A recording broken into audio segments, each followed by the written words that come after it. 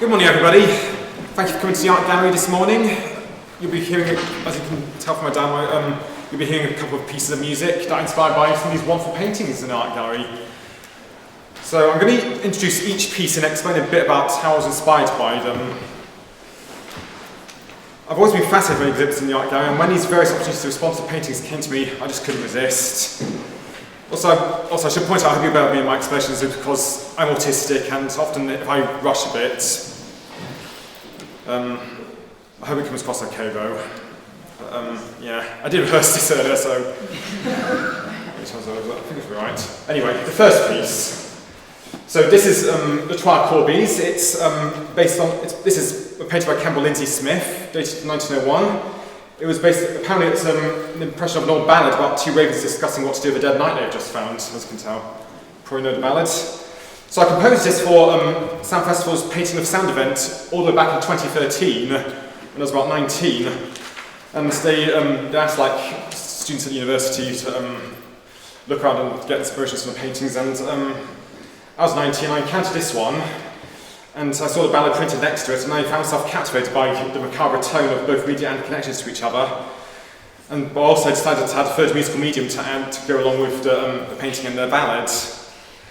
So yeah, as you can tell, the music follows the story of the ballad closely. It begins with the ravens settling down next to the dead knight. They strike a conversation, discussing his fate and loss of those faithful to him, such as his hawk, who flew off in search of more carrion, and his wife, who took another lover. And they finally begin to eat his corpse. So, it is macabre, I did warn you, but...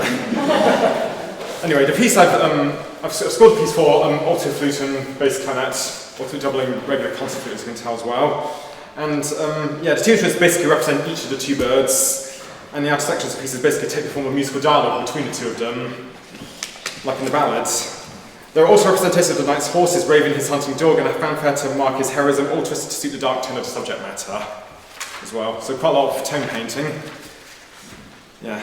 So these instruments also have certain characteristics. So as you can tell, the bass clarinet is a bit more impetuous than the alto flute, which is more cautious. Might be able to detect.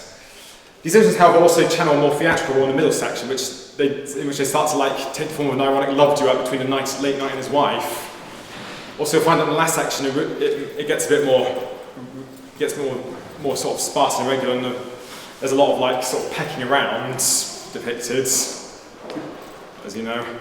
So the piece ends with a breathless noise from the alto flute, reflecting the final lines of the ballad: "Oh, his white bands, when they are bare, the wind shall blow forevermore." Yeah, with this piece I was guided just as much by the poem as the painting itself, but it was useful to spend time looking at the painting as well, so that I could get a clear idea of what I wanted to compose. Anyway, so here to play the Twa Corbies are Catherine O'Rourke on flutes and Joanna Nicholson on bass clarinet.